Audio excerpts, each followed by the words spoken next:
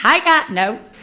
Don't start with hi guys. No. Don't start with hi guys. I nearly did it. I didn't go Start with. Hi guys, welcome to Tezlom. You do not want The to miss USA this version. episode. Start with something like that. You do not want to miss this episode. It's called a hook. You'll get me. I'm not quite sure I can put this one into words, guys, because my mind, trying to explain this right now, is going meow meow meow. We jump from going to war, dancing on top of the pops. Gosh, life on the playground. Honestly, I can relate to this in so many ways, and I can't even dance. There's a bit of a hint. So stay tuned. You're not going to want to miss this one.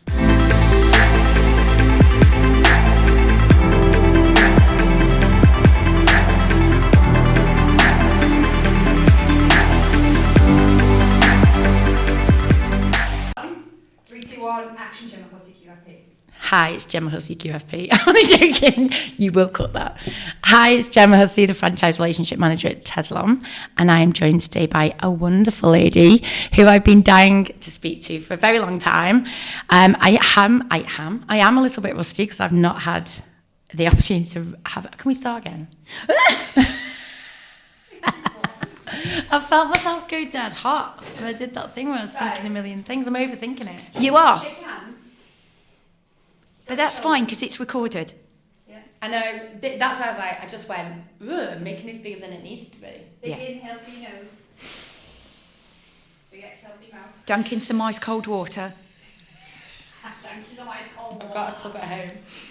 Just don't use it. Fuck that. Okay, I'm fine now. Yeah? Yeah, I'm good. When you're ready, QFP. Stop saying QFP. You got to shout about it. Yeah. I will do it then. Okay, 3, 2, 1, action, beautiful people. Hi, it's Gemma, the Franchise Relationship Manager at Tezlom, and welcome to the Tezlom podcast. I am joined today by a wonderful lady who I've been dying to get on the show for a really long time. I'm a little bit rusty, so please forgive me, but I'm going to let you introduce yourself. Thank you. Well, it's lovely to be here. I'm Anne-Marie Martin, founder and franchisor of Diddi Dance. And well worth the drive to come and see you. Yeah, where have you come from today? So I'm South East London. And nice clear run yesterday though. And I've tied it in with visiting a couple of franchisees, hopefully one more today, and seeing a really good friend of mine as well. So it's been well worth it. Oh, that's nice. I'm going to jump straight in. First question that comes to my head, and it is about franchising actually. I was just going to start with, when did you start your business? So I did the first class in 2003. So we are 21 years old this year. Wow, congratulations. Thank 21? you. 21? Yeah, mad, isn't it? Old enough at all. I was going to say that. Thanks very much. But yeah, I started the first class in 2003. Then I tested it. So I started it in North London, and I tested it with a couple of different teachers.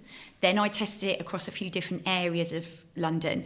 Once they all worked, and this was over a good 3-year period, I then went into pilot franchising in 2006. Yep.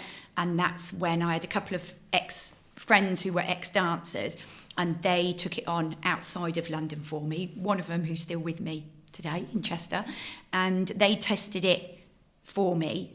Then I selfishly fell pregnant in 2007, had my son beginning of 2008. So figured out that journey of being franchisor, being a new mum, and then we didn't actually properly franchise until 2010. Wow. Just for anyone who hasn't heard of you, which if they're not on TikTok or Instagram or LinkedIn, then don't know what they're doing with their lives, can you explain what Diddi Dance is? Yeah, of course. So we are baby and toddler dance classes, and we do classes to the public. We go into early years settings, and we also send classes as well, so into special educational needs schools or working with Short Breaks UK to run classes specifically for SEND families as well. I love that. What I'd like to ask you is, how did you get into that? How did you find each other? As in what you do now? Well, what the SEND work or just everything? Just everything. So what created Diddi Dance? I mean, what gave you that idea? Was there a moment where you thought there's a gap in the markets, or was it just driven by your passion? Well, it's quite interesting actually. So 21 years ago, there weren't really a lot of preschool classes out there. No. So I'd been teaching dance to older children and adults all throughout even when I was doing my A-levels, I went back to my secondary school and was helping out with GCSE dance, because I am that old, that GCSE Hey, dance... I did my GCSEs as well, you know. I think I was the first year when it got changed to GCSE, but they didn't do dance when they didn't do GCSE dance. So I went back to help my dance teacher, their PE teacher. She was a wonderful, wonderful lady. And so I went back while I was doing my A-levels locally to help her out on GCSE dance. And then I went on and did a degree in dance. And so I'd always been interested in the teaching side of it, but obviously wanted to be a performer, and I'm sure we'll talk about that later. But I'd always taught older children, adults, evenings, weekends. I've taught for many of the big brands, Theatre Train, Stagecoach, all of those companies. And I just found evenings and weekends I was busy. And then during the week, after my dancing dried up, I was doing a bit of promo work, hospitality work, all those sorts of jobs. And then I tried an office job for a while, being a booker for a promotional agency. And sat behind a desk just didn't really suit me. Yeah, how was that sitting on your hands? Not so good. But I had loads of contacts, so I could get jobs filled really easily. And I'd got a really good relationship with, loads of dancers and people out there. So I really enjoyed the work. I just didn't enjoy being stuck in an office. I realised it wasn't for me. So when I left there, I found Monday to Friday, what am I going to do? And I started working for Gymboree. Really? I was a Gymboree teacher in North London, and it was there that I first started. I got trained up and started working with babies and toddlers. So back in 2003, a load of the parents were literally like, we've been looking for a dance class for our kids, and there isn't really anything out there. The local ballet schools would drop off even from 2 years. And, they're coming out, it's quite disciplined, it's quite formal. They're coming out going, I don't like dancing. It was quite scary. Yeah, I remember ballet being quite scary. Yes. Back then, it really was that. And I just was like, that is my red rag. It was red rag to a bull of, this is not how I want a child's first experience of a dance class to be. Yeah. But I didn't really know how to adapt the dance classes I'd been teaching for older children to adapt to toddlers. And so I saw through Gymboree the things that we do, the Jimbo songs and all those sort of things, the repetition. They were tiny little toddlers remembering things week from week. So they literally said to me, Anne-Marie, you're a dancer. You start a class. They booked me a venue and told me to turn up. Brilliant. And I literally fell into it. And so I did, and it was the days of S Club 7, Tweenies, all the Steps. repetitive songs that we all love to exactly. hear. clean pop songs. So it was great. I could use and got my PRS license. And so I figured out sort of how the lessons should be structured, brought in some props. Then we decided to develop it, and it took off. I had one class up to 7 classes within a couple of months, all fully booked. Wow. It just blew up. And then down the line, I decided to, as I say, take on a couple of teachers, train them up. Then I worked with the music teacher who I taught with at Stagecoach. He wrote all of my original music. Then we decided, after I'd written the first album, it was great, we've got our own music. Fabulous. It's a real niche for us now. And then after that, I was actually finding that maybe the classes were too repetitive. So as the children were getting a bit older, they were getting a bit bored. So I was like, right, we need to change it up a little bit, but not too much. Yeah. And that's when we decided to then bring in the different dance styles to explore that. And I was like, oh, we've just had an album written.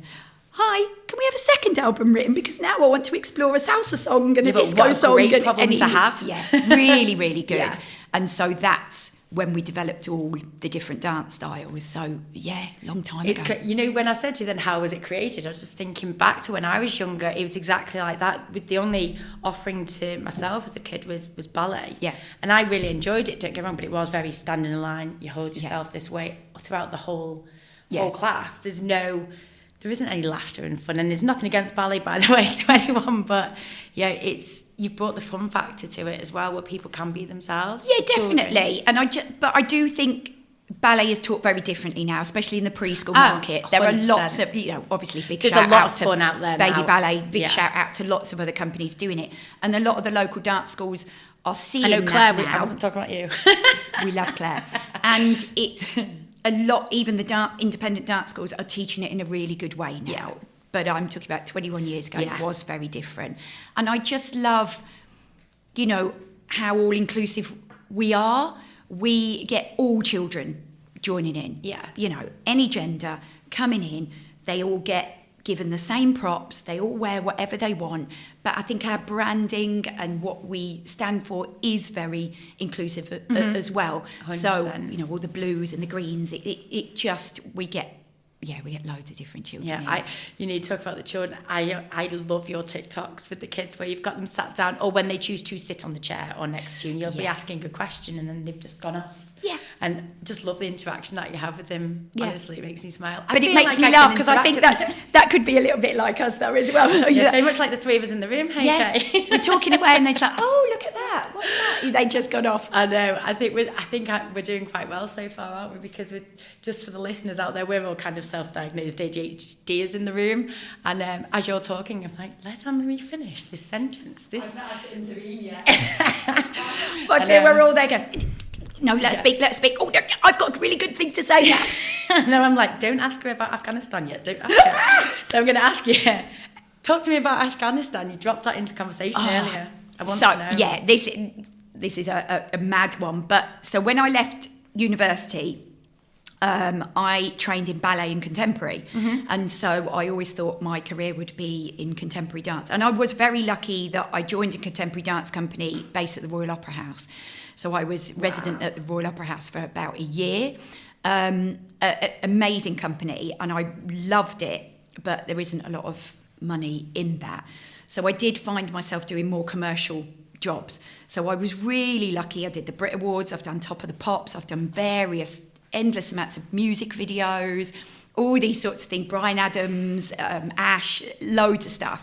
And through that, I joined an agency, CSE, Corporate Services Entertainment. And so the agency would provide dancers to go and put on a show. There'd be a comedian, there'd be a band, and there'd be a couple of backing dancers.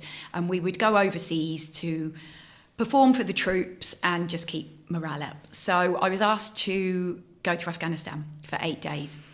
So we flew commercial into Kabul. Wow. That was a different experience. So luckily the British Army met us at the airport and they said, we will meet you literally off the plane and we will get your bags for you. I'm there thinking, oh, you went to Afghanistan, I'm thinking, no, that's wonderful, how lovely an opportunity. But actually, think about why you're there, what you're doing as soon as you get off that plane and the environment you're going into. Yeah.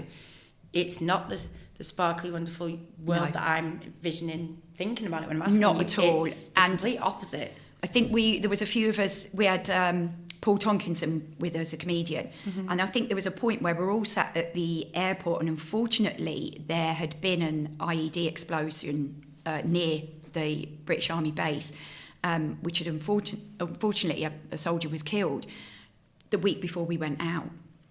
So the reality sort of hit us going, we are going into a war zone. Yeah. And this is actually really fucking scary. Yeah. But you get there, the army meet you, they literally grab your bags from you, because also you need to remember, in a war-torn country, people are desperate and they see any cases coming in of anything and they need it. Yeah. But you're not used to that environment. So they met us, drove us to the base.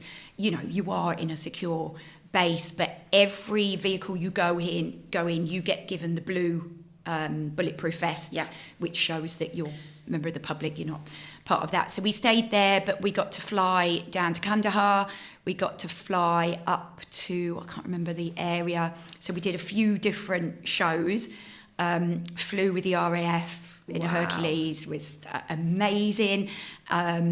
It was just such an amazing experience. We did have one scary evening where improvised explosives were being launched into the base.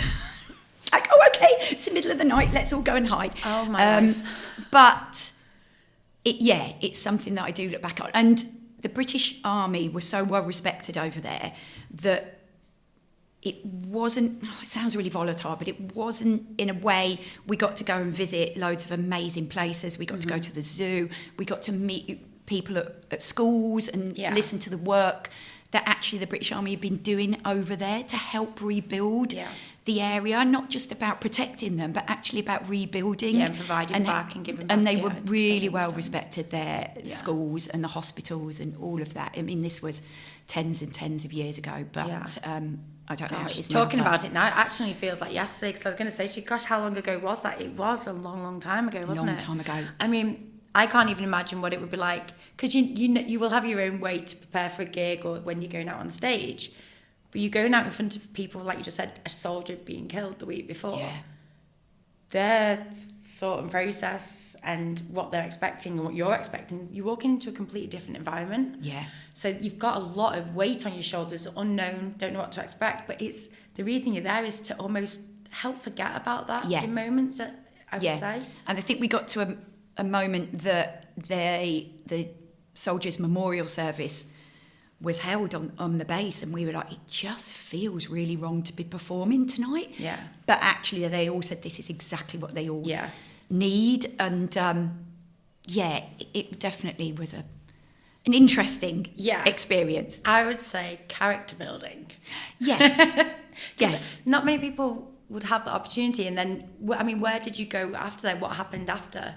Not just, I'm not saying exactly what happened after Afghanistan. Where did you go in your career after that? Wow, I think the good thing about being a dancer for me now is the resilience it builds, because you can literally walk into an audition and before you've even danced, they look you up and down, they say, next. You are getting rejections left, right and centre. Yeah. But for every 10 rejections you might get the one amazing job, and it just keeps you going. And so I was going from, I don't know, being in Afghanistan to doing an exhibition to, dancing up. We did some amazing, gaming exhibitions. And so we'd be dressed up as the characters from the games, performing routines, to, as I say, being on Top of the Pops, meeting Robbie Williams, going backstage at the Brit Awards where Eminem's walking past you, Ant and Decca presenting. You're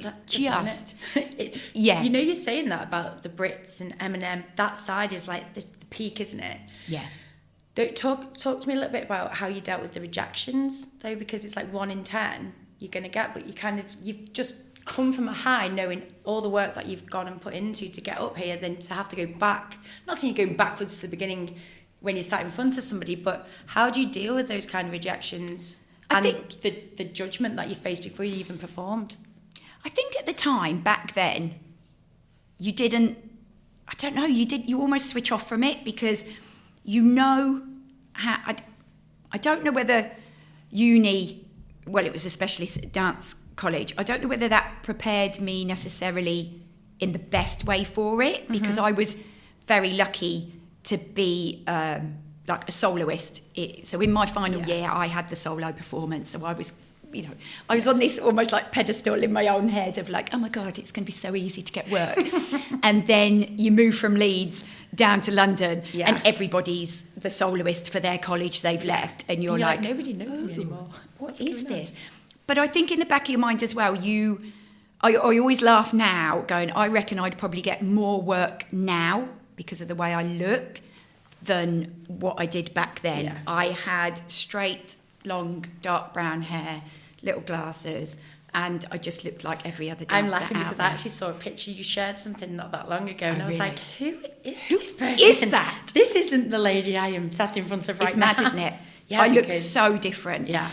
But I think at the time it was just fitting in. So when you go into an audition, especially if you haven't danced, it was almost better in a way, because you knew it wasn't about your talent. It was just, do you know what? They're looking for a certain look. Yeah. And I don't fit that at the moment. So that's absolutely fine. I think back then as well, it was kind of accepted in that industry. A little bit like when bit of a change, but when you look at Hollywood, you can understand, it's kind of part and parcel to what that career is. Yeah. I mean, there's a lot of talk behind that. We could talk about that all day, about how people are treated.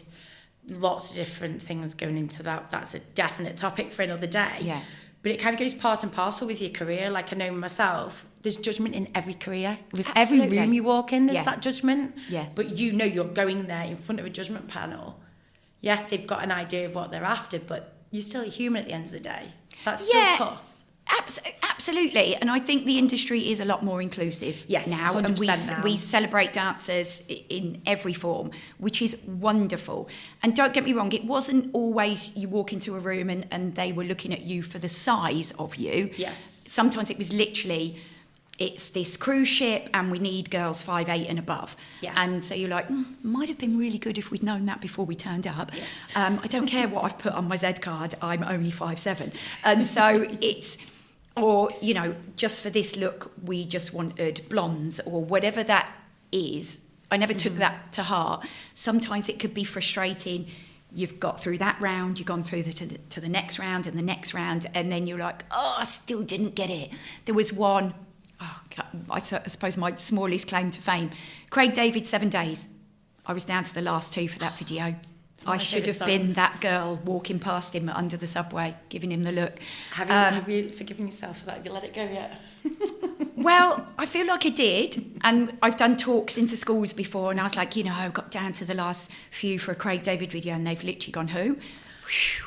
He's making it. He's back made a comeback now. We all know. So I who he feel is like again. it's brought up that rejection again. Maybe he should reapply. yeah. We'll give him a call after today. See how it goes. I'm sure I've got a contact over there. He lives in Dubai now. I'm sure we can find him somewhere. Brilliant. Don't hold me to it. But yeah, when you get so close to a job, that can feel really frustrating. Yeah. But it almost gave me more drive as well. Yeah. So you're pounding the streets of London, back with your A to Z. This was before we'd got Google Maps and all of this stuff. You're pounding the streets with your A to Z, going from casting to audition to audition. And you just knew you loved it so much. That passion is what kept you going. Yeah. I wanted to do that. And the highs you get when you did get a job, you're spending all day. And it's not glamorous. People think back in dancing is glamorous. It's not. You are sat in a corridor somewhere of Earl's Court, getting given a sandwich for your lunch. You've been there 10 hours. Yeah. But you're like, I'm going to be on stage at the Brits in a minute. So you sort of like forgave it a little bit. It's not right. It shouldn't have been done. It's similar to a couple of my friends, they're models, they're in the modelling industry, and they have the exact same opinion to deal with. People think it's glitz and glam, and they're like, oh no. And some people also have the concept it's cigarettes and cans of Diet Coke. That's a diet. It definitely isn't. No. But it's a similar concept, and the opinion people think it's glitz and glam, and it's not. No. While you're doing the actual job you're doing, that's the glitz and glam part of it, but then it's like a light switch going off, I imagine. It is. I think it's like any industry as well. You have to know your worth.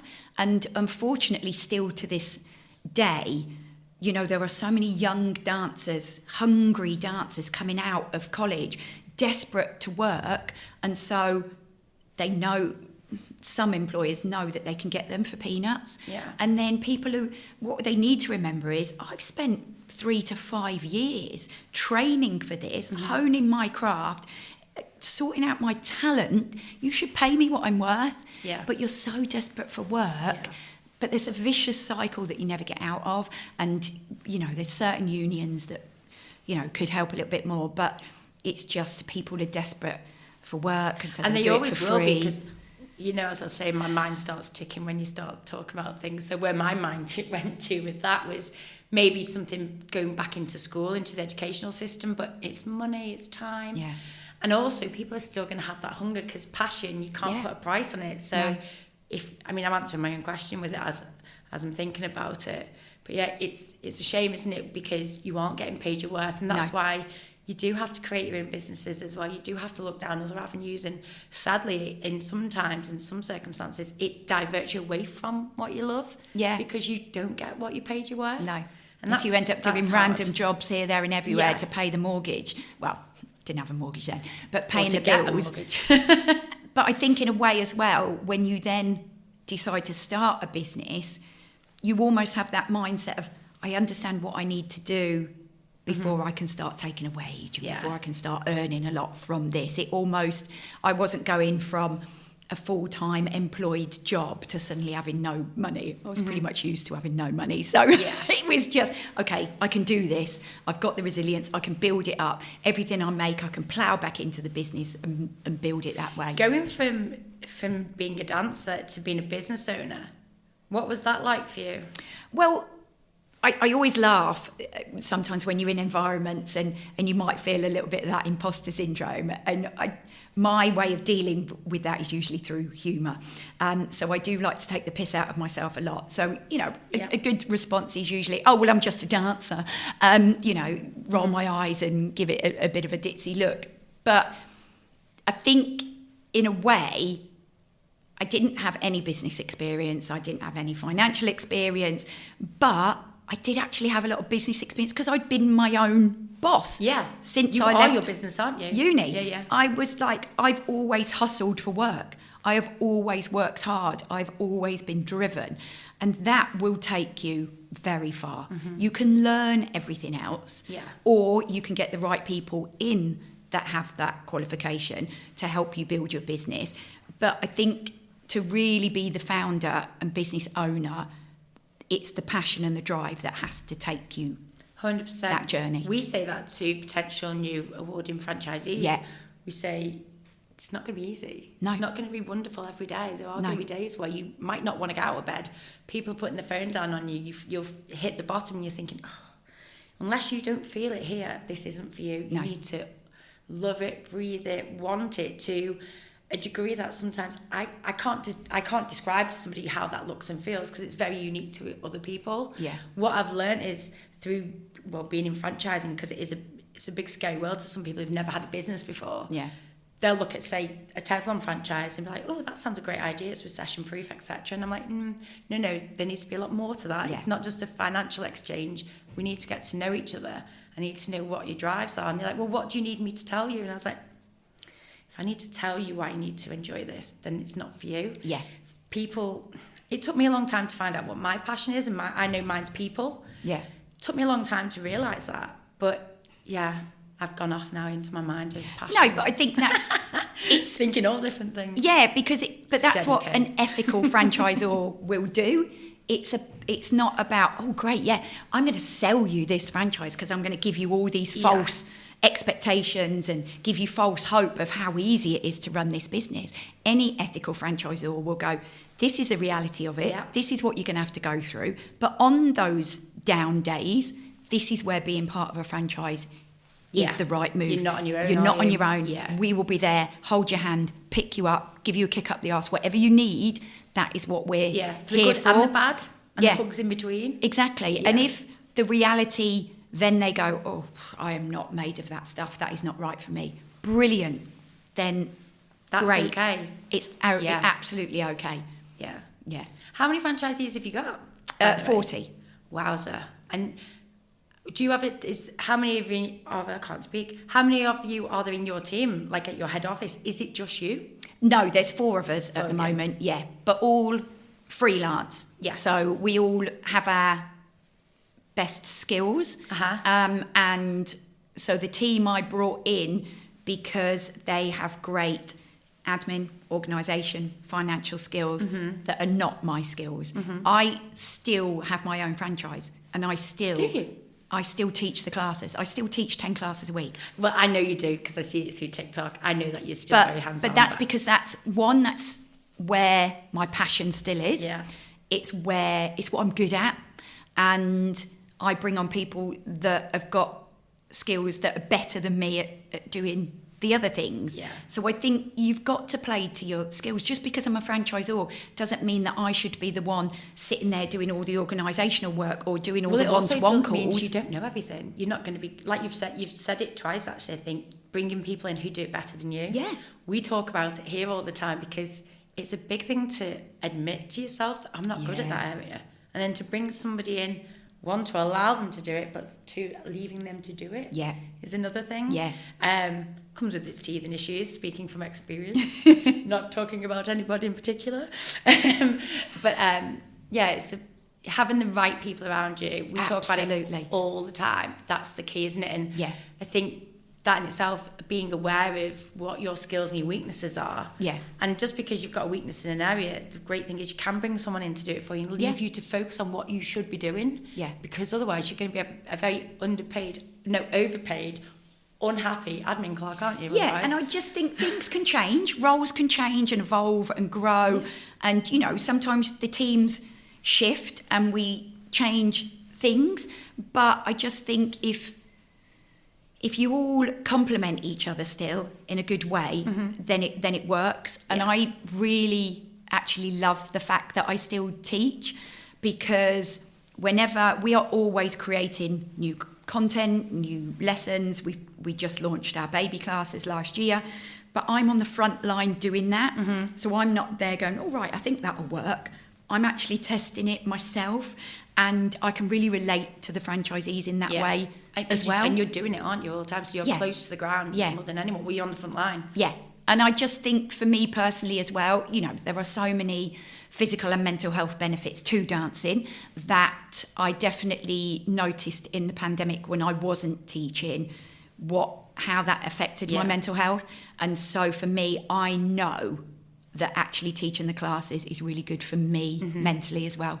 Well, talking about mentally and mental health, I'm going to put Anne-Marie Diddi Dance to a side for a second because I feel like I know that part of you quite well. Yeah. But I don't know you as just Anne-Marie. I don't can know ask if you I a do. really personal question, actually. What's your morning routine like? What do you do from the moment you wake up in the morning? My husband is definitely the morning person. So he's up early. He gets the kids' lunches ready and he has to leave the house at 7:30, but he takes the kids with him. So he's assistant head of a secondary school. My son attends that secondary school, not for much longer. He's doing his GCSEs. He had his first one today and I wasn't there. Fingers crossed. He came out, he felt very confident, so it's all good. And my daughter's school is literally just around the corner. So he's up, he's on it, he's a morning person and he's off.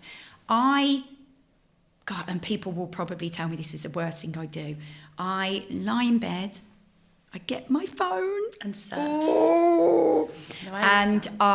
Because I post every morning on my personal accounts. So I get up, check notifications, check a few emails. I'm just quite alert in the morning, but I'm sure somebody is going to tell me it's the worst thing I could do for myself. Well, I've lasted 48 years doing it. Yeah, and who I'm is all somebody right. to say that that's the right or wrong thing to do?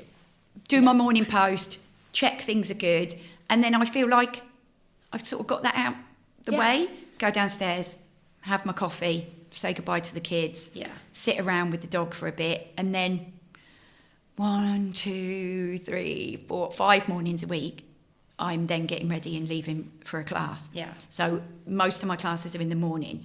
And again, that really works for me. I get up, I'm getting ready, I go and do a class, whether it's 1, 2 back to back, and I'm energised then for the rest of the day. So because of that routine, I am then getting home in an afternoon, and I do have most afternoons free. I am getting back home, I've got my big fat bulldog snoring on my lap, and I just smash things out. Yeah. Especially if I'm hyper-focused. Yes. I'm just like, It's this like is what I'm doing today. You just using these words are like triggering me to, I actually feel energised listening to you talk because I feel like by doing the classes, it's like your charger pull. You're like charging me up. I finish my classes, which usually you would expect to drain you. No. It does the opposite. Absolutely. Which I'm like nodding that going, yeah, I feel like this would be me as well. You're getting plugged into that energy. So by the time you get home, even though you sat there with the dog, you're like, right, I am so hyper focused. I can do 5 things at once. Absolutely. I get this, done this. Yeah. And I didn't realise that was like for the kids as well. So we used to market the classes as, does your child have endless energy? Why not come get it out their system in like a 45-minute dance class? And you're like, oh, that doesn't work, does it? Because they are leaving just as hyper as they might be a little bit later in the day. They're like, oh, okay, ready for that midday nap. Or especially with our babies classes, we do notice that a lot more. They come for their 35-minute class and you do see them like, and you're like, oh my God, that really works with them. But it's, they are going out just as hyped sometimes as they can. And I'm like, sorry about that. Bye. Yeah. And we do this like token. So a dance class is like a warm up, your main content and a cool down. Yes. So we do this cool down time. Shh. And I think for 30 seconds, That's energising me. I'm like, yes, let's go. I'm really like calming them down for you grown-ups. Yeah, they're going to go away really cool and calm. And it's like, yeah, that didn't work. Okay, but it was worth a try. Worth a try. It's funny because it's taken me to get to this age. I talk to Kay about it all the time. I'm still yet to change this into my own personal routine. I go to the gym after work, but sometimes it can be 6 o'clock, 7 or 9 o'clock at night. No. And I think, this will make me sleep. Oh, no. I get home and I'm like, ping. Why am I not going to sleep? I come into work the next day and Kay's like, I'm not having this conversation with you again. You need to come to the gym with me in the morning. Yeah. And I'm like, yeah. I actually had this conversation with her yesterday. I was like, I'll come to that gym class at 7 with you. Text her at 5:30, 6 this morning. I won't be coming to that gym class today. I'm going to have an extra hour. And she was like, wow. I can't do something in an evening. I can't. Because I think you'll probably relate again. My brain needs a lot of decompression time. A lot. So I've got in, I'm like, oh, I need to do this. Boom, smash it out, do something else, do 20 other things. Plus I've, put some bread in the toaster that I've forgotten about. I've put 2 washers on, but I've left them in the thing. I've opened up the drawers and, that drawer is a little bit dirty. Do you know what? I need to clear out that whole drawer. The whole drawer is emptied and I've not finished it. You know what it's like. And I'm sure a lot of people can relate to it. We know you've got 20 things on the go and half of them have been left because you're like, I need to get back to that. But I think not until you speak to lots of other neurodivergent people who have been diagnosed, and everybody's brains are different. When you start to recognise those traits, you start to understand yourself better. Mm-hmm. And I was sometimes like the worst franchisor ever, because I just couldn't compute why my franchisees were feeling overwhelmed. Because it was in my head, I was like, would spend a day in my shoes. Understand how much I get done in a day. Why are they not doing this? How can you not get that much done? Yeah, because their brains are very different to yours, Anne-Marie. We've all got different superpowers, Anne-Marie. Yeah, that is what my superpower is. Yeah. But that's not everybody's superpower. And that's really helped me be more understanding of everybody's different. And having a daughter who's neurodivergent as well, and with her dyslexia as well, and understanding, in education system, well, let's not go there, but we have to understand how to get the best out of people. Yeah.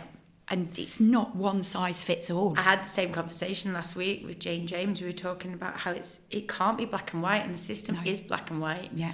Whether it's funding or whatever. I mean, as we say, huge topic in itself. Yeah. Huge topic, which is very sad in so many ways, because we don't fit in a pigeonhole. No. Nobody does. Maybe there's a way of learning where we remove those barriers, but I don't know how to do that. The whole system needs changing. Oh, massively. It's far too old-fashioned. We've got to celebrate individuals, and we've got to stop putting the pressure on academic success.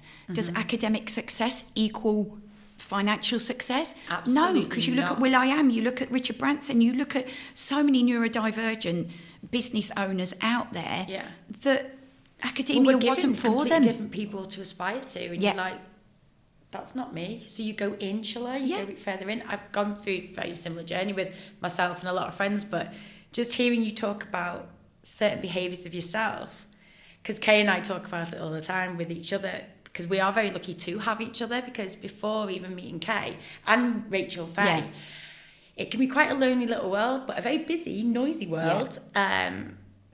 But I went through my life, still do have these moments where I'm like, I feel so alone. I've got a lot of friends and people around me, but because I was trying to fit into a lot of other holes. Yeah, because you mask. Yeah. I'm such a, fit when in. you said you put this jolly, the humour side onto you on, it's an act, isn't it? Yeah. And we have the biggest smile on our faces. We light up the room. We're giddy. We're silly. It's tiring. Yeah. It's hard at times, but we do it that much it becomes autopilot as well. We do, but then we beat ourselves up about it. Massively. I will go away from an event that I've spoken at, or I have done a TikTok at, and I am then... I will do it after this. That rejection sensitivity disorder. I am then beating myself for the whole week going, everybody thinks you're a dick. You are well over the top. Everybody thinks Anne-Marie's too over the top. Why do we have to be so loud? She's full of herself. Yeah. Why is she so loud? Why is she so over the top? And we don't She's think that, not by the way, professional of each other, do we? No, we don't. I don't know what anyone else thinks. Do we, but, Kay? but then you always worry that everybody's thought you're too in their face. Yeah. So then you worry. But at the end of the day, I think the older I've got, I do then have a little word, take myself in a corner, have a word with myself and go, fuck it. Yeah. You are who you are. Mm-hmm. And you enjoy doing that. And I'm too old to care as well. You know, I'm smiling when you're saying that, because when you just said fuck it, I was like, I literally have those moments all the time, because I think it is with age. You start to become, I actually don't care so much. However, you get your fuck it bucket. The fuck it bucket gets full. Yeah. Empty it and start again. But the thing is, you know, when I say, oh, fuck it, I'll then do the complete opposite as well. I'll be like, oh, but I do care. Now do I sound like I've got a big ego? Do I now sound like I don't get me wrong. And I talk a good talk. Why am I doing this? But I don't always walk a good walk. You're like, because I don't care. And I give it the big and then go, oh, I actually do care a little bit. Yeah, this week I'm really caring about that. Yeah, I can't. I wish you could wake up in the morning and choose which Gem I want to be. Yeah. But there's a sensitive side to us massively, and I think we hide that very well at times. But what I was meaning is, I think this is my personal journey with it, I suppose. Not really spoke out about this before, but when I say I don't care, I over-care. I care too much. Like, I overthinking, but both ways. Yeah. Like I said, I will overthink this after we've pressed stop recording on this podcast, because I know what I'm like.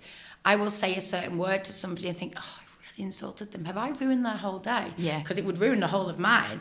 Do you know what I mean? And you're probably understanding now why I've got a very busy mind. Yeah, because I would have said something to a customer and joked about it and then gone, oh, but what if they took that the wrong way? Or you speak to a colleague or you speak to someone at a networking event and you've done a joke that you think's really funny and it's just not hit. It's not a hit, and then you're worrying about that.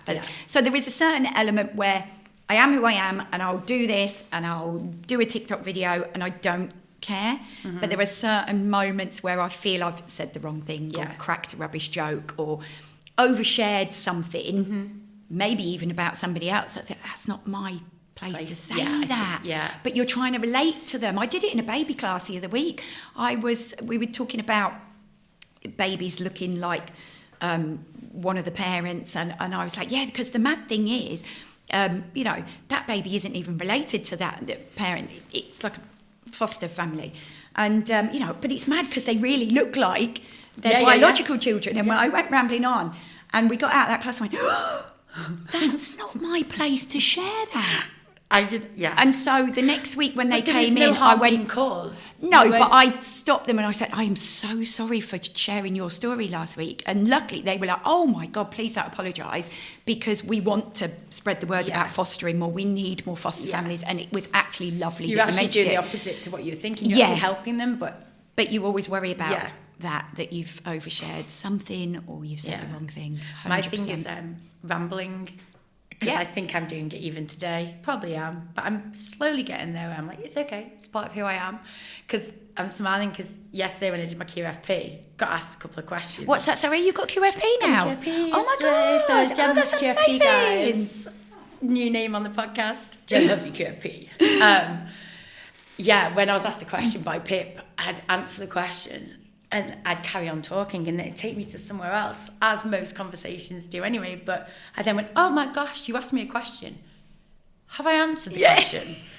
What was the question? And then I went, I'm so sorry, guys. I just get so excited and nervous that I go off on, shiny thing. Yeah. And I think they are totally aware that it's coming from the passionate side as well as who I am. Yeah. But I was okay with it in the end. I actually said, you know what? I do ramble. And I'm okay with it. Yeah. And I sat and then I'm doing this fuck it bucket thing. I should cross my arms because I'm fine. Being very defensive right now. That I'm fine. Yeah. I'm not fine. Yeah. I'm fine. Yeah. I know I do a lot of talks into networks about video confidence and the power of video and how we need to be engaging with our customers now. And so I did one for a big franchise network a couple of weeks ago. And I loved it. But I do go off on tangents and I've got my screens got my slides to keep me on track. but I am there a lot of the time. And we were laughing because we were near a park. And luckily the franchisor, I got there early, she'd done a talk. And she was in the middle of her talk and went, "Oh, look, there's swans." And everyone was like, "Oh, what?" And I was really laughing. And I was in the middle of my talk and I'm talking about something very serious. And because you're formatting, you need to make sure you're doing it. "Oh, look, there's a train." And everyone was laughing. But I know I ramble, but I'm always trying to reiterate the point. Mm-hmm. And I probably repeat things too much. But in my head, I'm like, have you really taken that in? Have you really got that? Yeah. And see, I really enjoy talking to you because you talk at a speed that it hits for me. I'm like, yes. Good. And what I didn't realise was, so I did it, and there was lots of laughs, and we did a TikTok at the end, and it was really good. And I came away feeling, oh, that felt good. But then you drive off to somewhere else, and then you start going, oh yeah, but you did swear quite a bit there. Oh, do you think that was a bit too much? You were probably a bit over the top there.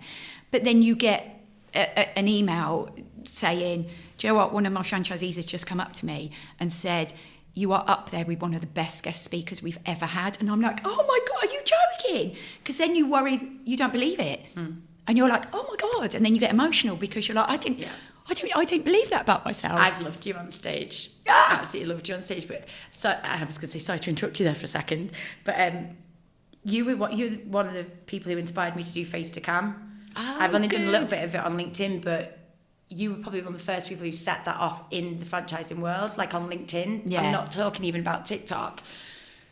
I remember you kind of broke the mold with that side. Yeah. And I know I do believe you definitely have. Like I said to Ryan earlier this morning, I was like, where should I go with this podcast? In the beginning, he goes, well, what's the obvious thing? And I went, well, I'm not talking about TikTok straight away. And he went, well, there you go. Yeah. I said, but there's more to Anne-Marie than TikTok.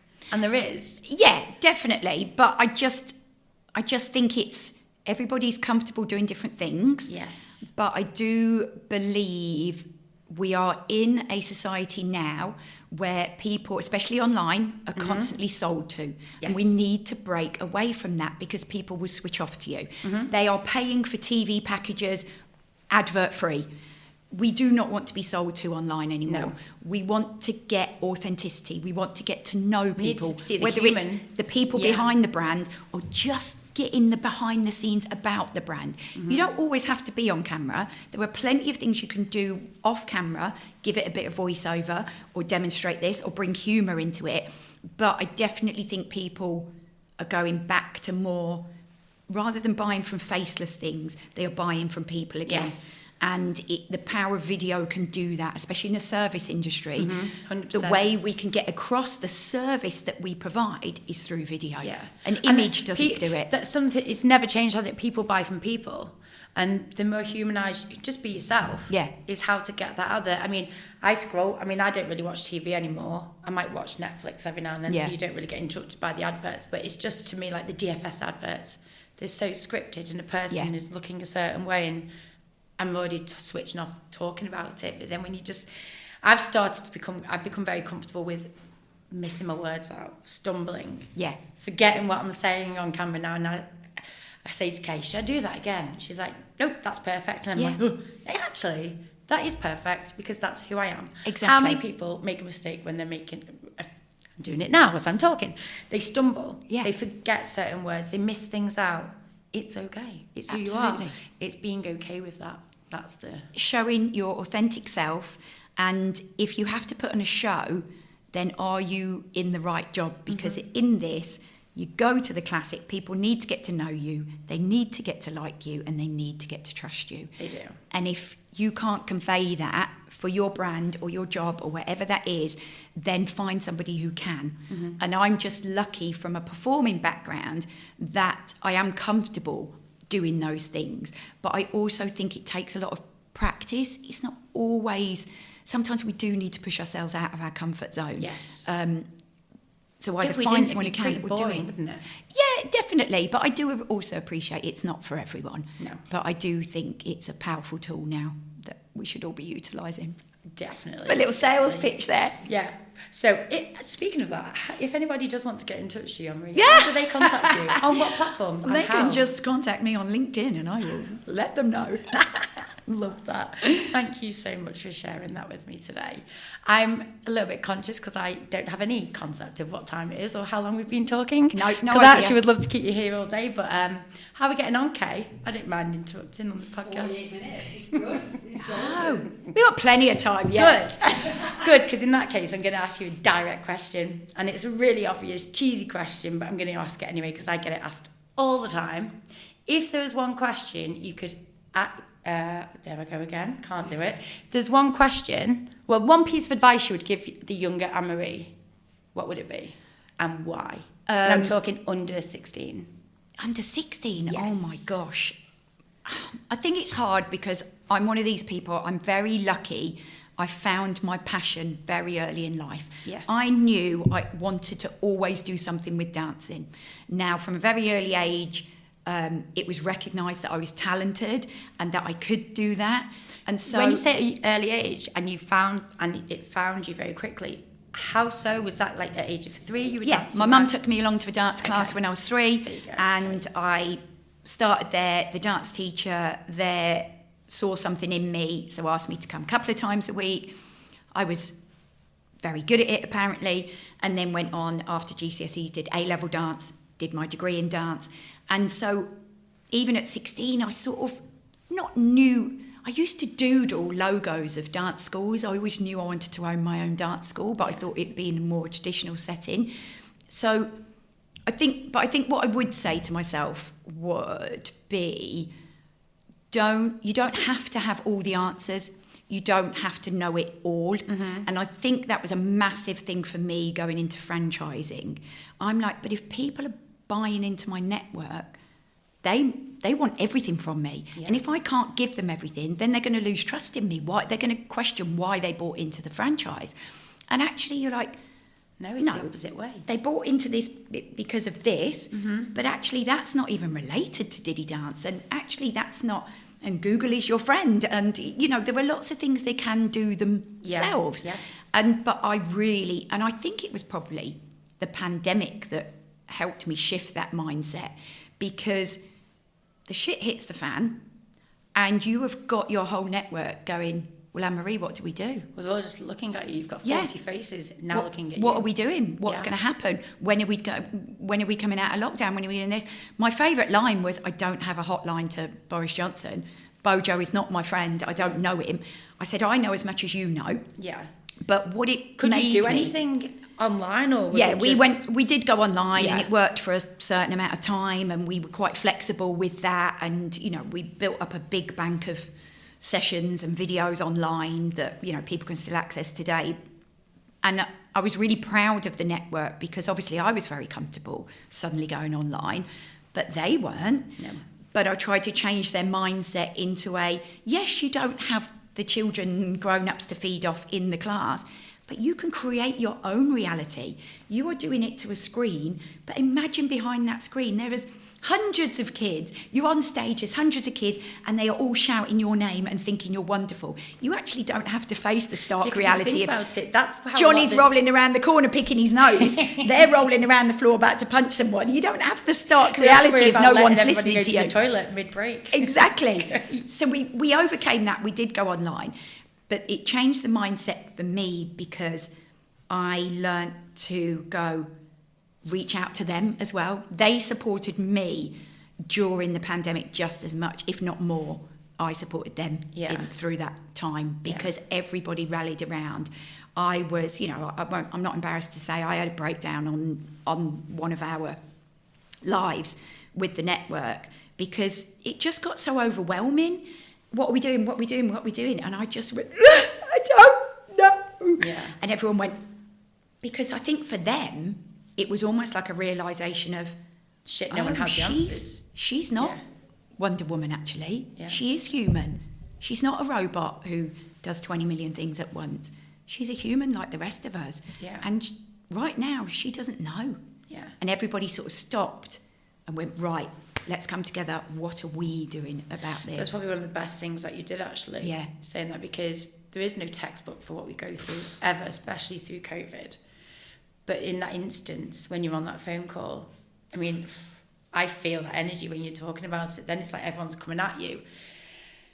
And as we talk about it, I'm leaning further back Yeah. because I can feel that pressure. Yeah. When you did have that breakdown on the call, did you do anything different? How did you? Well, not did you do anything different. How did you look after you? I think What it would did have you been do for you. I think it would have been really easy to just go, guys, I need to end the call and we'll speak again later. Just turn off. Yeah. But I don't think that would have helped me or them. No. So I accepted the state I was in, took a moment, and then I said, but you know what? We can get through this, and we will. Yeah. God, I get emotional about it. And it was just such a turning point that I think the best thing I did was stay on that call, because I'm not usually an emotional person. I'm like that, we laugh about, I'm like that Ross from Friends when he does a massage with the wooden spoons, like... So I do that. I'm fine. Yeah, I'm fine. Everything's okay. Everything's okay. Everything's Yeah. okay. So a big reason why I'm not the franchise support manager, Yes. because it's my brand, it's my baby. I'm maybe a little bit too passionate about it. So I don't always come from a subjective, empathetic angle, Yeah. which somebody more neutral, my business manager, See, when does. you said empathetic and passionate, I would put them two words together. But actually, when you apply it in a business, you're only going to go with one direction, aren't you? And that's your heart. Yeah, and you Sometimes can be need defensive if you're too passionate. Yes. So it was, picked myself up and went, right, but do you know what? We can get through this. And then we put practical steps in place. Let's try this, let's try that. And you go back to that classic, what can I control and what is out of my control? And what is out of your control, there is no point stressing about. You say no point stressing about. Of course, we all stress about it. But you have to try and separate yourself from that to move forward. And so we all got very practical, did what we could. You know what I realised on that call, from you talk about that call? You realise you're not on your own. Yeah, that was a massive thing. And they probably, not saying they'd never had a voice, but it got them thinking how they can support you. Yeah. Because it's never a one-way street in franchising. It's a two-way relationship, absolutely. But like you said, people will have looked at you as in to go, where are the answers? What's going on? Yeah. And all you've done is gone, there's no textbook for this. There was no training for this. I don't know. Yeah. I'm a human here. But by you being so raw and honest, but just by being you, Yeah. that's probably one of the best conversations I can imagine you having with your network. Yeah, and I think it really turned something as well because, again, through a mindset, but what was being perceived as, oh, well, we can't mention this to Anne-Marie because she'll be quite defensive about it. Actually, what it was like, yeah, but that's my role to come up with everything. It's my role to come up with all the ideas and all the answers. Otherwise, why have you bought into the network? Yeah. So, oh my God, if you bring up an idea that I haven't already thought about, I'm a failure. Right. So I always thought if I didn't have the answer or I hadn't thought of it first, I must be a failure. So what that did for me, because there was no way I could have thought about that, there was no way I could have known how to deal with the pandemic, made me realise they are our partners and they are here invested into this business as much as you. And so I became a lot more open and listening to them then. So when we... we've worked with an early years movement specialist and a child psychologist to develop our babies' classes because we didn't want them to be static music classes. Yes. We wanted them to be movement based. So whilst working with the experts, I also asked all the franchisees because they've got a wealth of experience. They'll have a and network knowledge. that you won't even know about. Exactly. And I was like, right, let's share this. I mean, a lot did end up. It was still me going, oh, actually, maybe not. But by doing that, yeah, it's a step, isn't it? It's a change of direction to probably what you'd done before. It's interesting because I'd never thought you'd have thought that way. Yeah. Just by saying, if it's not your idea, then you feel like you've failed. Why didn't I think of that? Yeah. Why didn't I have that idea? Yeah. Well, then I must be failure if I've not already thought of it. But that comes back to exactly what we were saying earlier. Finding people to do things for you that you're not great at. And I'm not saying you're not great at coming up with ideas. Just having people around you. I know. I'm so sorry. You're rubbish. Oh my God. No, it is. It's that though, isn't it? It's realising, you can't do everything. No. There's only so many hours in a day, even though we find extra hours and minutes and moments and seconds and milliseconds and nanoseconds. Breathe. It's admitting, people around you to get other ideas from. Yeah. Otherwise, you would never sleep, Anne-Marie, No, for one. I know. And, Yeah. you know, our franchisees are brilliant. They are definitely partners.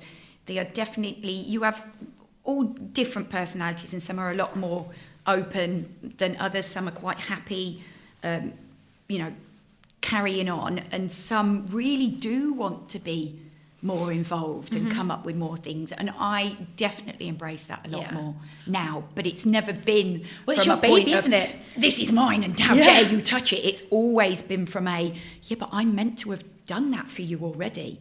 It's always... You're and evolving. but I think how our brains are different. We are always doing things and know why in our heads we do it, but the perception can be very different. Very different. Yeah. That is we need to do another podcast just on that in itself. You're to be rude. honest. You're butting in. You're saying that wrong. You're doing that wrong. But what we're trying to do is be really encouraging. Earlier, because he says that to me literally every day. He's like, "Will you let me finish?" I'm like, but I'm actually going into that character now because I can feel him saying it to me. Or in fact, my mother, or the teachers at school, or most of my friends. The only person who doesn't say that to me is so far away. It's a shame this isn't a three-way podcast, but it would never stop. True. Yeah, it's... see, my brain's gone... Well, we're just there, aren't we? Because I want to say this because I want to relate to what you're saying. Yeah. Or I've got this really good thing as well. It's not because I think I know what you're going to say. No. It's just because I'm like, that's where I'm going with it. And do you know Yeah. what? A lot of the time, I am wrong.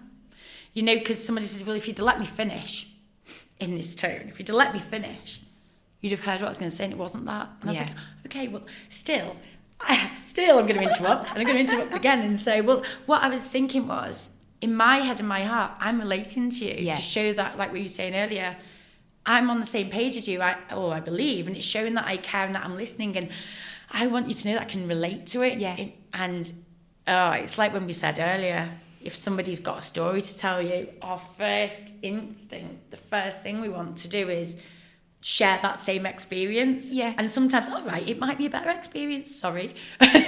And sometimes it won't. It's not even about that. There's no battle, or you're not trying to win anything. I just want you to know I understand. Yes. Or I can relate to it. I did that too. Yeah. We did it together. Yeah.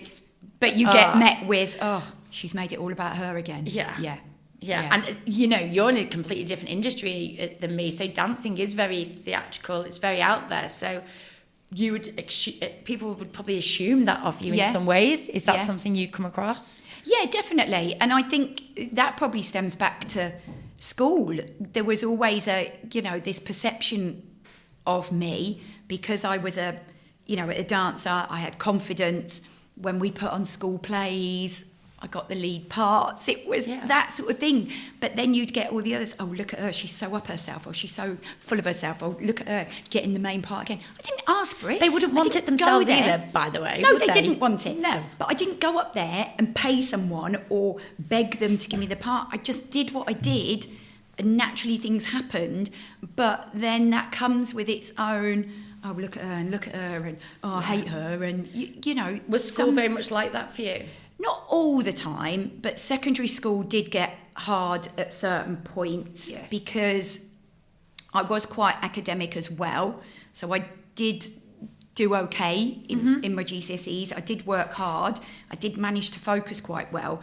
But there was always this, there was always a certain group of girls that, well, you're a show off, you're up yourself, you're going to do this, I'm going to have you after school. There was too many times. I'm doing that relating thing too. I'm like, not making it about me, but just to share my experience. School was very much the same like that for me. I wasn't in any performing arts activities. I loved horse riding as a kid, but as a student at secondary school, I was loud, confident. My confidence was probably my nerves being hidden by a mask of being the humorous one, of being the loud and smiley one. School was really difficult in so many ways, but I did manage as well to focus, like you did, as academically great. I was clever at school, I was in all the top sets at school. Yeah, I enjoyed that side of it. I didn't enjoy the human side, the people, the kids around me, friends. Yeah, you've got your core friends, and then you've got like almost like the bully group, and they're following you home, and they're shouting things at you, and they're threatening you, and you're just like, I don't really, back then. What's I done wrong to you? I wouldn't even swear. I'd be like, bog off, and like run off and stuff. And like your mates who you thought would be there to stick up for you, but because they're the hard girls, they'd almost distance themselves, and you'd be like, I really am alone, and I'm potentially going to get beat up on my way home from school here, and I don't like this. No. But I don't even know when it ended or how it ended. But then you move on. And it's weird actually, because I was talking about this last week. I was asked, similar question I asked you is, what piece of advice would you tell your younger self? And I said that it's okay to not understand, like you said, but it's okay that not everyone's going to like you. Yeah, that's a big part. And when I said that, I was like, oh, where have I got that from? And I stemmed it down to the bullies at school. I was like, when you just said, I don't know when it stopped. Yeah. In some sense, it's because the bullies a lot of the time don't go anywhere. It's because they need to look at themselves. I'm not being unkind by saying that. It's just when I think back about a lot of people who did bully me at school, it was because I wish I could hold a mirror up to them and say, you're not okay. Yeah, it's definitely it's a reflection of some them. things. Yeah. And I know I keep talking about UK, it's because you're in the room. We have these conversations quite a bit, because I can go and I like to talk about the past, because I feel like a lot of the moments that happened in the past show up in the future and the present now. And it's understanding why I behave, why I think about these certain things. And school had a huge impact, a bigger impact on who I am now than I realised. Yeah. And it's identifying why, and it's okay. I've dealt with a lot of the things, but the fact I'm talking about it now shows that it's still there somewhere, poking a little pin. Yeah, definitely. And sometimes you don't recognise it, but I think, when I go away from something and I think, I've been quite over the top today, you worry that, you've got that group talking about you now that hate you. And so that obviously stems back to that. But also you've got that worrying just about so many other things about you. And have I been too confident? Have I been too over the top? And I like our confidence. I do feel like that's our superpower at the same time, even though it's something we question and we can feel a little bit, I don't think embarrassed is the word. It's just we apologise to ourselves and go, oh my God, have I been too loud? But at the end of the day, it's who we are.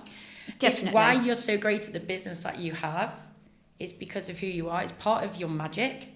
Yeah, and I imagine doing your job going, hi, I'm no, or taking yourself too seriously. You just can't.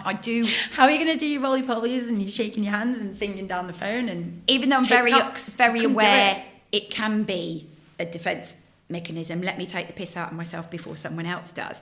It's also, I do like being quite relaxed about that and taking the mick out of myself. I can't take myself too seriously. No. And it's worked very well on the socials and building the brand. And we've had franchisees come to us from TikTok who said, do you know what? I knew from your videos, that's the ethos I wanted to be involved with. I wanted to be involved with a fun brand that didn't take itself too seriously, because at the heart of what they are doing is creating fun for those children and families. It's finding those like-minded people. Yeah. That's what you want, isn't it? Yeah. You want to work with this type of people. Absolutely. 100%. And that's quite hard at the moment. Yeah. Really struggling to find those people at the moment. Because you're so unique. Maybe I need to tone it back a bit, and then people will be like, oh, yeah, I could do that. Yeah. I've noticed on TikTok, you've your daughter's on a lot of the videos with you now, talking about on the journeys home from school together. Yes. So we've done that, because I love that. Well, we've done a couple of them like that, because I think I was giving out all the great advice to others, but not necessarily doing it myself. All my videos were like in uniform, branding, talking about this, and yes, being funny and relating to how I'm not a parent of toddlers anymore, but I teach toddlers. Yes. That's the target market I want to hit. Whereas actually, I just need to be relatable. I need to be relatable as a mum. And so, my daughter is hilarious. She's absolutely hilarious. She's also neurodivergent. How old is she? 12. Yeah, because she's got such an older head on her shoulders. Yeah. Some of the things she has come out with are so wise beyond her years. She's so creative. She's so confident. She loves going to Stagecoach every week. Shout out to Stagecoach. I used to teach for them. I think they're an amazing brand. But we were driving home one day and she was talking to me about something. We were quite deep in conversation. Then all of a sudden, you'll laugh at this, she went, oh my God, look at those leaves falling over there. And she went I've seen her do that actually. on a tangent. And I was like, Lil, we need to video our chats going home because you are so funny. So I literally have the phone on there, 25 minute journey home, and I edit it up into clips because one, I think she's hilarious and she doesn't mind being on camera. She doesn't even realise that she's hilarious. No. Which is the fun part of it. I think it's natural. It's lovely watching our relationship on that. We did a few during the holiday, jumped on a few trends of, when you're a cool mum trying to pinch your daughter's skincare. And yeah, I saw that one. And She's got some products. Oh, seriously. A lot of them are Aldi dupes. They're the best. But there was a couple of things I wanted to relate to being a parent this week in particular because of my son doing his GCSEs. And I thought, I know I might not hit parents of toddlers because they can't relate to that, but I can relate to parents. And so my parenting journey of a teenager right now, when you jump on certain trends that are like, can I help you with your biology? No. Can I help you with it? It just cracked me up. And I really had to beg him to do that. I went, look, your face doesn't need to be on there. Hide behind your books. But I think it'd be funny. And this morning I posted one where it was just like, have a good day. Do ya? I can't remember what the saying is. Skibbity toilet riz. And which is some stupid, I can't think young of what it is, but I actually do know which one you're on about as well. Some silly kid saying. And he said to me, I will not be in a video, not even the back of my head will be in a video with you saying skibbity toilet riz. It's so, because he knows how stupid it is, because I don't really know what it means. But so I said, fine, I'll just do it myself. When you're trying to be a cool mum, relating to your 16-year-old. And he's gone. And it has. And those, particularly those videos, do blow up a lot more because one, I'm not pushing my brand on anyone, but two, I'm being relatable to other parents. Like you being sat here right now, where there's mum guilt. Yeah. Because of the GCSE today. Yeah. That will be so more relatable than the mums who are there. So it will be relatable to people just by talking about that. Yeah. Most people would, I'm not saying it's something to be embarrassed about at all, but it's something that it's real. If you mum could choose guilt to, never leaves you. It's true mum guilt, isn't it? Never leaves you. You're always guilty about something. And when he was a little baby, we were pilot franchising, but I was just trying to get into launching full-on franchising. And, I'd stupidly thought, well, when he sleeps, I can get loads of work done. That's not real life. I don't have children, but I even know that's not happening. But you would need to focus on the business. So you're trying to email and do stuff, but then you feel guilty that he's in his bouncer for a bit or he's stuck in front of the TV for a bit. And then you'd give loads of time and dedication to him and I'd do all this with him. And then you'd be like, oh. Business guilt. You can never win, but you do find the balance. Yeah. You really do. And I do feel in a good place with that balance. But I do then sometimes get to a point where, I've got a whole afternoon to myself and this is great and I'm going to do this. But that's not, I'm going to be unsuccessful now. I just love the ingestion of energy. I was like, I'm here. If I'm not working that hard, then the universe is going to punish me because I'm not giving it full-on work. I'm going to be unsuccessful. And it's ridiculous that I'm you just think looking at that. Why are you thinking this? But then I can relate to it. So I'm not allowed a whole afternoon off. This is ridiculous. I should be working harder. Yeah. Even when you're off, you're not off. You never switch off. You don't. And I think because we work the way we work, for me, I've got an afternoon off. But what I'm not realising is I've still done 6 social media posts. I've still replied to 24 emails or whatever it is. But for me, that's 2 seconds and I've put the phone down. But that's work. That's work. But it's because it's your passion. I know. So Crazy. Thank you so much for coming over here today. Oh, I've loved it. Thank you for having me. And my head is still buzzing. I thought sometimes you think, I've said too much. I could go on for hours with you. Absolutely. But we would get ourselves into trouble and end up saying stuff we're not meant to. And then stay tuned for that one. Part 2. Big job of editing there. Oh, God, imagine. The uncut version. We'll have to do little short ones of one topic and really go dirty in 30.